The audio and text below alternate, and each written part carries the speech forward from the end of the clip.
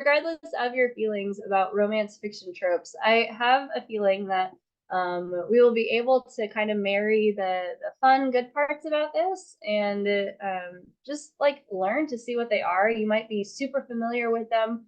You might not know what tropes are. My approach will be to assume that we know nothing, and that if you do feel like you have a pretty confident hold on this, then I hope to kind of level you up one step farther.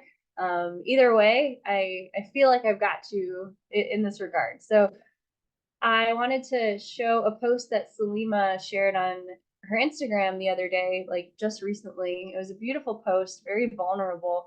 And she was highlighting this book, A Day Like This. And one of the things that she said was that she vividly remembers scrolling through Instagram one evening when it popped up in her feed.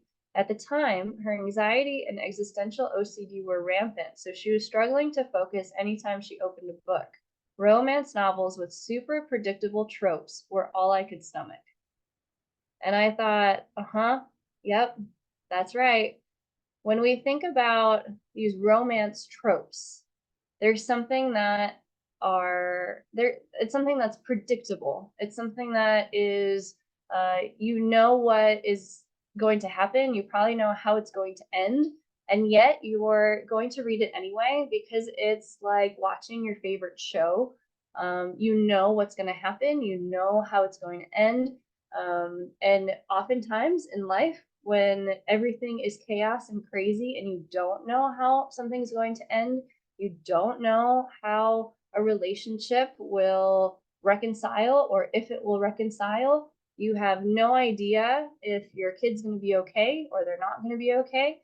There are so many things that we can't control that if you're able to find those pleasantly predictable things, that feels safe, right? It's something that we can kind of ground ourselves in. Why I turn to Gilmore Girls for comfort, even though I've watched it 5 million times, probably just 9, but it's fun to say 5 million. And so when you're reading romance, there are certain tropes or things that happen that you know the ending of, and yet you choose them anyway because it provides a feeling of comfort and safety.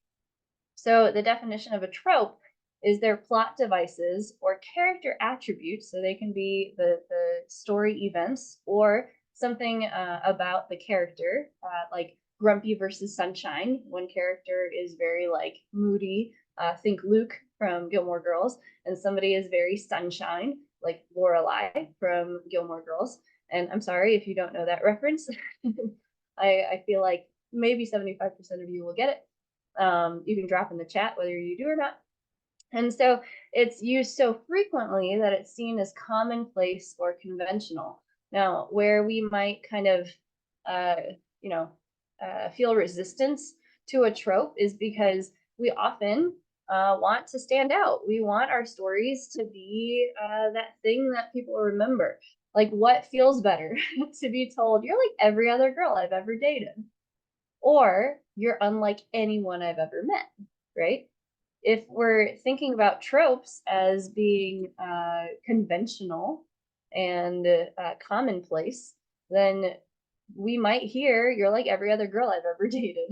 But if you're stand out, if it's like an extraordinary experience, very original, then you hear you're unlike anyone I've ever met. What does that do to you? You feel like, oh, right? Like, that feels so good. And often, okay, it was always you. It was always you, right? we hear that in romance movies, in books, and we're such suckers for the moment. We know it's coming. And even when we're reading it, we're like, they're doing it again. And in the inside, we're just like, they're doing it again. They said the words. We're such suckers for it because it feels familiar and wonderful. Now, I'd say that the same thing is happening when we're talking about our books. We don't want to hear your book is like every other book I've ever read, right? And there's a danger sometimes when we're thinking, oh, I'm going to use this trope. Often our ego might be like, man, if I use this trope, then I'm just going to be like every other book. right? Every other book that's ever been this way. I fell prey to this. It wasn't necessarily a romance trope, but it was like, man, seriously, my book is about a a white rich girl in New York City. Like, how unoriginal is that? And then I realized, like, okay, with Cody's help, he goes, well, does that mean every book with magic in it is no longer a good book? And I was like, oh, okay, fine. I can see what you're saying. So your book is unlike any I've ever read, is something that we aspire to have. And so it makes me wonder, though, is there a way for us to be original within the conventional use of tropes? I remember when I was reading, or when I sent the manuscript of the Cromwell Rules to an editor. It was in its early stages, and the editor said it was pleasantly predictable. And at first I was like, I don't like that. Why are you? So that's very unoriginal then? And she backed it up by saying, like, no, that's like very comforting for the reader. It's really good for the reader. And I was like, okay, like maybe. But I had it, my ego wanted to be original. It wanted to stand out. And it didn't understand that it could both follow the convention of something that a reader would recognize and feel familiar with, and also, you know, have its own spin on it. So let's look at the brain science behind why such an approach is attractive to readers. So how you can stand out and be safe. And then maybe even discover a trope that you're naturally drawn to that maybe you would incorporate into your manuscript or just play with tonight. So the brain functions like a prediction machine. So based on research by a team of neuroscientists in Sweden, they found that the prefrontal cortex is constantly generating predictions for what might unfold. It's what's keeping us safe. It's literally what's like keeping us from, like, I don't know, jumping off a cliff, or I don't know, accidentally driving into another car. We can kind of make predictions based on what's happening. It begins with an expected scenario that is continually adjusted to match reality. The closer to the match, the better we feel and the less energy we burn.